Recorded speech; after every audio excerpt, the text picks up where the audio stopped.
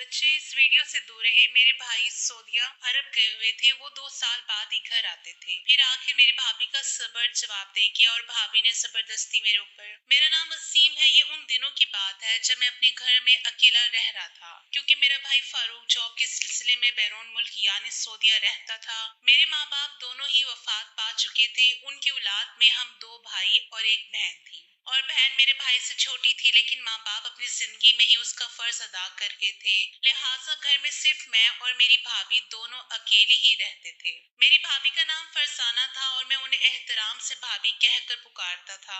अक्सर भाभी भाई की गैर मौजूदगी में बहुत उदास दिखाई देती थी और वो अपने शोहर को याद करके चुपके चुपके सांसों बहाती रहती थी। मगर ना तो मैंने कभी इस बारे में उनसे बराह रास्त कुछ पूछा और ना ही कभी उन्होंने मुझसे खुलकर इसका जिक्र किया। वो सारा दिन घर के कामों में मसरूफ रहती और जैसे ही रात होती तो वो खुद को अपने कमरे में बंद कर लेती, जहां से उनके रोने और सिसकने की आवाजें आती थी। हकीकत यह है कि मेरा भाई फारूक शादी के 2 हफ्ते बाद ही सऊदीया चला गया था, जिसके बाद भाभी के लिए शोहर के बगैर वक्त गुजारना बहुत मुश्किल हो गया था। फारूक भाई ने भाभी से शादी सिर्फ मेरी खातिर की थी, क्योंकि मैं घर में अकेला रहता था और घर की जिम्मेदारी निभाने के लिए एक औरत की सख्त जरूरत थी। इसलिए भाई ने भाभी को मेरा ख्याल रखने के लिए मेरे साथ छोड़ दिया। तब से भाभी बिल्कुल अकेली रह गई थी। मेरी भाभी उम्र में बड़ी थी और इसी वजह से उनके घर वालों ने उनकी शादी फारूक भाई से कर दी थी, क्योंकि वक्त के साथ साथ उनकी उम्र मजीद बढ़ती जा रही थी। रात के वक्त जब भाभी ने मुझे अपने कमरे में बुलाया तो मुझे अंदाजा नहीं था कि उन्होंने मुझे क्यों बुलाया है, मगर मैंने सोचा कि शायद उनकी तबीयत खराब हो। ये सोचकर मैं फौरन उनके कमरे में पहुंच गया, क्योंकि फारूक भाई मुझे उनकी जिम्मेदारी सौंप के गए थे और कहा था कि उनके बाद मैं भाभी की हर जरूरत का ख्याल रखूं। मैं भी पूरी तवज्जो से अपनी भाभी का ख्याल रखता था, क्योंकि मैं फारूक भाई के पैसों पर ही पढ़ रहा था और इसलिए मैं चाहता था कि मेरे बारे में फारूक भाई को कोई शिकायत ना भेजे। जब मैं उनके कमरे में दाखिल हुआ तो भाभी को बिस्तर पर लेटे हुए पाया। फिर मैंने दरवाजे पर ही रुककर थोड़ी घबराहट में भाभी से मुखातिब होकर कहा, भाभी, क्या आपको मुझसे कोई काम है? मेरी आवाज सुनकर वो कहने लगी, मुझे तुमसे कुछ जरूरी बात करनी है, अंदर आ जाओ। मैं जब भाभी के कमरे में दाखिल हुआ तो मेरी नजर झुकी हुई थी। मैं जवानी की दहलीज पर कदम रखता हुआ एक नौजवान लड़का था और पहली बार मैं एक औरत को इस तरह से देख रहा था। और फिर मेरी झुकी नजरों को देखकर भाभी बोली, शर्माओ मत, इस घर में तुम ही मेरा सहारा हो, तुम ही मेरे अच्छे साथी हो। मेरा शोहर तो परदेश में है, लेकिन तुम यहाँ पर हर वक्त मेरे साथ रहते हो।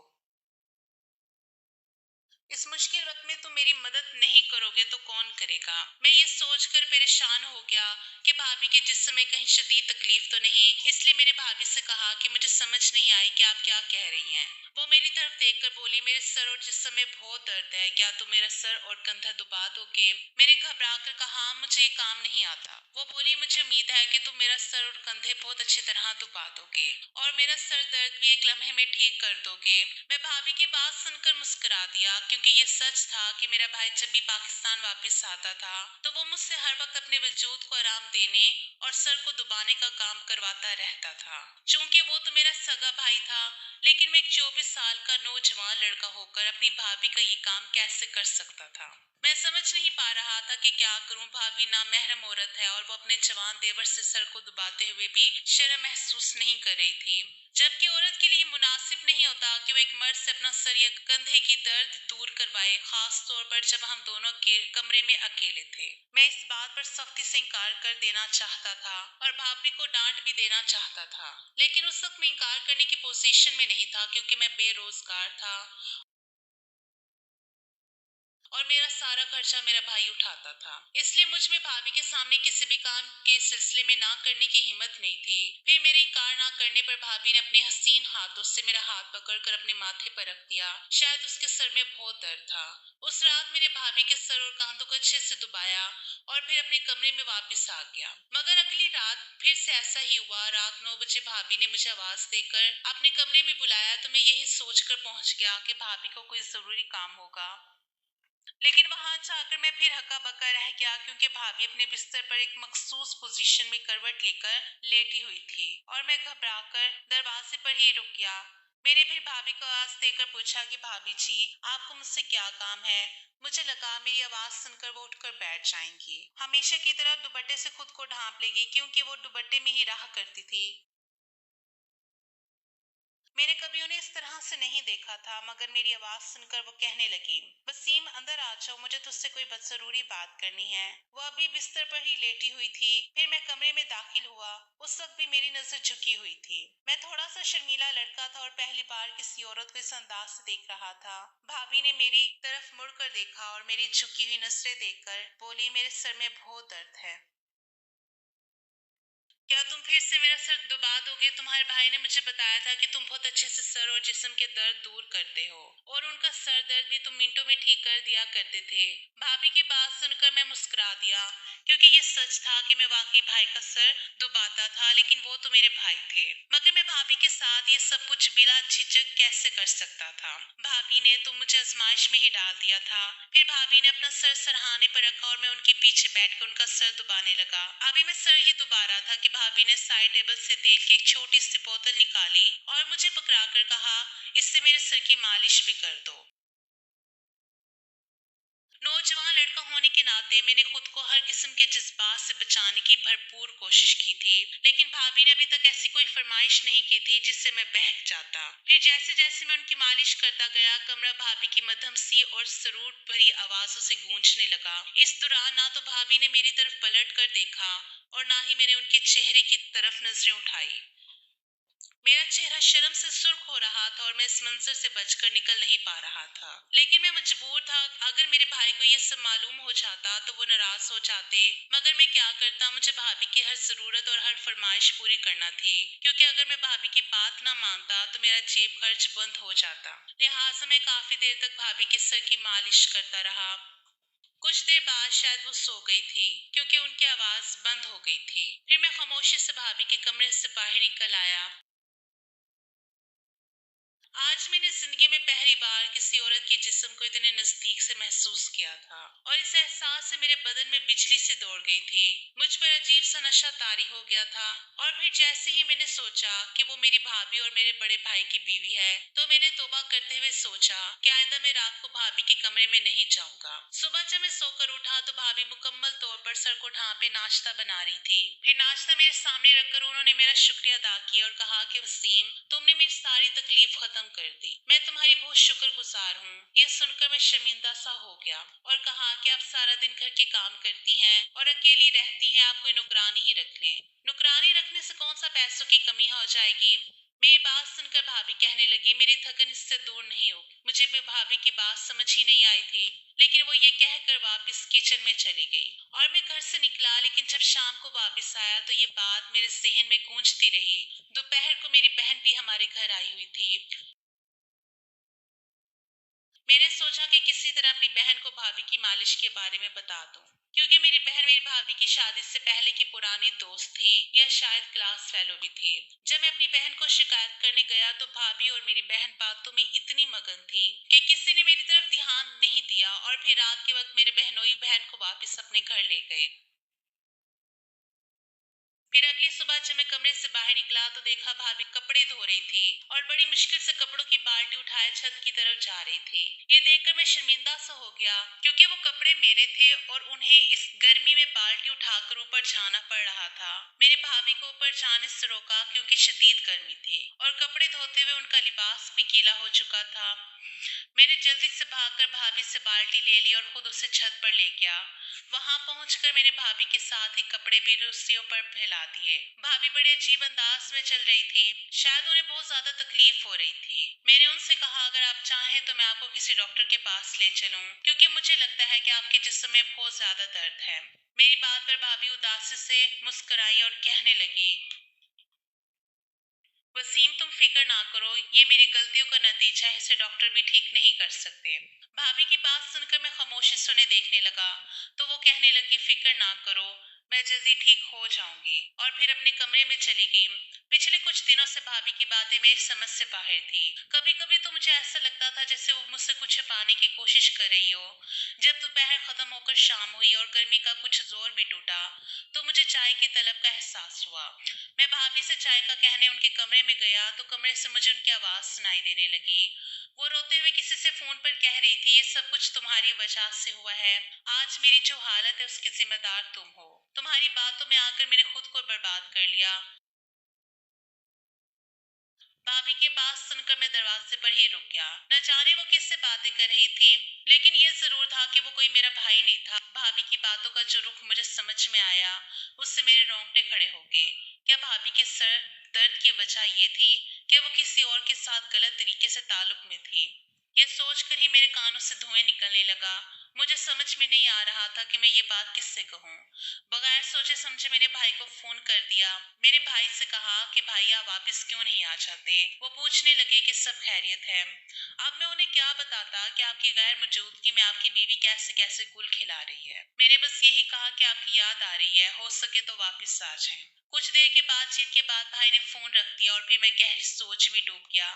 समझ नहीं आ रहा था कि मुझे क्या करना चाहिए। और फिर उस रात भी भाभी ने मुझे आवाज देकर अपने कमरे में बुला लिया। मैं उनके कमरे में पहुंचा तो वो फिर से लेटी हुई थी और मुझे सर दुबाने का कह रही थी। फिर मैंने खामोशी से भाभी का सर दुबाना शुरू किया और निगाहें फेर ली। मुझे लग रहा था कि जब मैं कॉलेज आता हूँ तो मेरी गैर मौजूदगी में घर में कोई आता है। यही देखने के लिए अगले दिन मैं कॉलेज से जल्दी वापस आ गया। लेकिन ये देखकर मुझे हैरत हुई कि घर के दरवाजे पर ताला लगा हुआ था और भाभी घर में नहीं थी। मैं घर से दूर खुफिया जगह पर छुप कर खड़ा हो गया। फिर काफी देर बाद जब भाभी घर वापस लौटी तो वो पसीने में भीगी हुई थी। फिर वो घर का दरवाजा खोलकर अंदर चली गई। मैं फौरन घर में दाखिल हुआ और भाभी से पूछने लगा कि सारा दिन उसने क्या किया।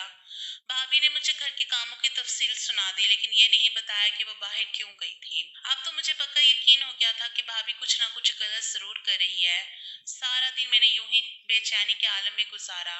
मैं भाभी का सच जानना चाहता था। फिर रात के वक्त भाभी ने मुझे फिर से कमरे में बुला लिया। मुझे मालूम था कि वो मुझसे अपने सर का दर्द दूर करवाना चाहती है,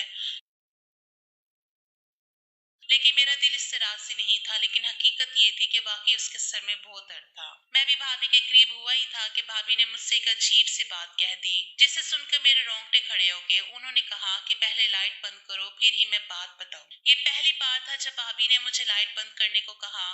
मैंने हैरत से उनसे पूछा कि मैं लाइट क्यों बंद करूं, लेकिन उसने मुझसे बार बार कहा तो मैं लाइट बंद कर चुका था। और फिर जैसे ही लाइट बंद हुई तो फिर भाभी मेरे करीब आई और नरमी से मेरा हाथ पकड़ लिया। उसने कहा कि वसीम, मैं आपसे बहुत अहम बात करना चाहती हूँ, लेकिन मुझ में आपसे रोशनी में ये बात करने की हिम्मत नहीं हुई, इसलिए मैं आपको अंधेरा करने को कह रही थी। इसके बाद भाभी रोने लगी और फिर मेरा हाथ थामे ही भाभी ने बेड पर मुझे अपने बहुत करीब बिठा लिया। उसकी ये हरकत देखकर मुझे बहुत गुस्सा आया, क्योंकि भाभी तो तमाम हदें पार करती ही जा रही थी। मैंने गुस्से से कहा, भाभी आप ये क्या कर रही हैं? उसने कहा कि वसीम, तुम घबराओ मत, मैं वाकई तुमसे बहुत जरूरी बात करना चाहती हूँ। उसके बाद भाभी ने मेरा हाथ पकड़ा और मुझे अपनी सारी कहानी सुनाई। और भाभी ने कहा कि मेरी जिंदगी में कोई लड़का नहीं था। फिर बड़ी मुश्किल से मेरी जिंदगी में एक ऐसा शख्स आया जिसने मुझे मोहब्बत के ख्वाब दिखाए और मैंने उसकी खातिर नौकरी कर ली। वो लड़का मेरी तनख्वाह पर पड़ने लगा। जब भी वो मुझसे पैसे मांगता तो मैं उससे बखुशी दे देती, लेकिन जब मैंने उससे शादी करने को कहा तो उसने ये कह कर इनकार कर दिया कि मैं अब बूढ़ी हो गई हूँ और वो मुझसे शादी नहीं करना चाहता। उसे एक जवान लड़की मिल सकती है क्योंकि उसने बहुत तरक्की कर ली है। जब मुझे अपने ही हाथों इस जानलेवा धोखे का सामना करना पड़ा तो मैंने तन्हाई की जिंदगी गुजारनी शुरू कर दी। कुछ अरसे बाद फिर जब तुम्हारे भाई का रिश्ता आया तो मेरे वालिदैन ने मुझे शादी के लिए मजबूर किया, लिहाजा फिर मैं शादी करके यहाँ आ गई। लेकिन मुझे अब इस बात का अफसोस हो रहा है कि मैंने अपने आप को एक ऐसे शख्स पर बर्बाद किया जो कभी मेरा था ही नहीं। मैं उसके लिए कमाते कमाते बूढ़ी हो गई, मगर उसने एक जवान लड़की के साथ शादी कर ली। फिर बात यहाँ पर खत्म नहीं हुई, बल्कि मुझे इससे भी कहीं ज्यादा बड़ा धचका उस वक्त लगा जब मुझे मालूम हुआ कि तुम्हारे भाई ने भी सऊदीया में दूसरी शादी कर ली है। कुछ दिन पहले ही तुम्हारे भाई ने फोन पर मुझे ये हकीकत बताई थी कि उसने शादी कर ली है और मुझसे शादी उसने सिर्फ इसलिए की ताकि उसकी गैर मौजूदगी में उसका छोटा भाई भी अकेला ना रहे और उसके घर की भी हिफाजत होती रही। मैंने तुमसे कहा कि मेरा सर दुबा दो और फिर तुमने मेरे सर दुबाने के साथ साथ मेरी मालिश भी शुरू कर दी। हालांकि मुझे खुद भी ये सब कुछ करवाने में शर्म आती थी, लेकिन मैं क्या करती क्योंकि अब तुम्हारे सिवा मेरा कोई सहारा भी नहीं था। कल जब मैं अपने मायके गई तो मैंने अपनी माँ को अपने शोहर की दूसरी शादी के बारे में बताया और उनसे कहा कि मैं कब तक इस तरह रहूंगी। लेकिन मेरी माँ ने मेरा हाथ पकड़ा और कहा कि अपने शोहर का घर मत छोड़ो, क्योंकि अब इस घर में तुम्हारे लिए कुछ भी नहीं बचा, क्योंकि मेरी बहू बहुत सख्त मिजाज और संग दिल है। वो तुझे किसी भी सूरत कबूल नहीं करेगी। अगर तू जबरदस्ती भी इस घर में आकर रह गई तो वो तेरा जीना हराम कर देगी। ये कहकर मेरी मजलूम भाभी बिलक बिलक कर रोने लगी। अपनी भाभी के बकौल ये सारी हकीकत जानकर मैं शदीद हैरानगी के आली में भाभी का चेहरा देखने लग गया। फिर भाभी अपने आंसू साफ करते हुए कहने लगी, आज नहीं तो कल तुम्हें ये बात पता चलना ही थी कि तुम्हारे भाई की शादी हो गई है और अब वो वापस नहीं आएगा। तो मैंने सोचा कि मैं तुम्हें अपनी सारी हकीकत बता दूं कि तुम्हारे भाई ने मेरे साथ क्या सलूक किया है। उसने मुझे अपने निकाह में बांध कर बाहर किसी दूसरी औरत से शादी कर ली है। भाभी कहने लगी कि मैं सारी जिंदगी इस घर में खामोशी से गुजार लूंगी और घर भी संभाल लूंगी, बस मुझे इस घर से मत निकालना। क्योंकि तुम्हारे भाई ने मुझे ये बताया था कि उसने ये घर तुम्हारे नाम कर दिया है और तुम्हारा भाई अब कभी पाकिस्तान वापस नहीं आएगा।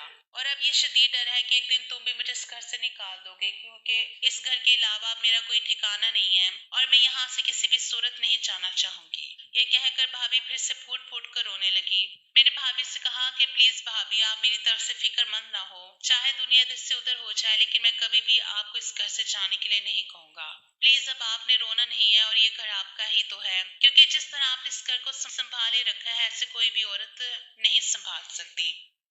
फिर मैंने अपनी भाभी के आंसू पोंछते हुए उससे कहा कि देखो भाभी, मैं चाहता हूँ कि आप मेरे बेहिस भाई से तलाक ले लें और मुझे अपना लें, और मेरी पढ़ाई भी मुकम्मल होने वाली है और देखना जल्द ही मुझे नौकरी भी मिल जाएगी और तब तक आप भी मेरे संगदिल भाई से आजाद हो जाएंगी और फिर हम अपनी एक नई जिंदगी का आगाज करेंगे। वैसे भी मेरी बहन और आपकी बहुत गहरी दोस्ती है, जब मेरी बहन को पैगाम मिलेगा तो देखना वो भी इनकार नहीं करेगी। मेरे मुंह से अपने लिए हमदराना बातें सुनकर भाभी कहने लगी कि देखो वसीम, मेरी उम्र अब 30 साल हो चुकी है और इस लिहाज से मैं तुमसे उम्र में काफी बड़ी हूँ। अगर मैं तुमसे शादी कर लूंगी तो लोग क्या कहेंगे और फिर लोगों के सवालात का मैं कैसे सामना करूंगी। भाभी के मुंह से लोगों की फिक्र सुनकर मैं बहुत हैरान हुआ और मैंने तेजी से कमरे की लाइट ऑन की और फिर से भाभी के पास बैठकर उससे कहा कि भाभी प्लीज, अब आप अपनी आंखें खोलें, खुशियों पर तो आपका भी पूरा हक है। अब तक आपने दूसरों के लिए कितना कुछ किया है, लेकिन दूसरों ने बदले में आपको क्या दिया जो आप दुनिया के बारे में सोच रही हैं?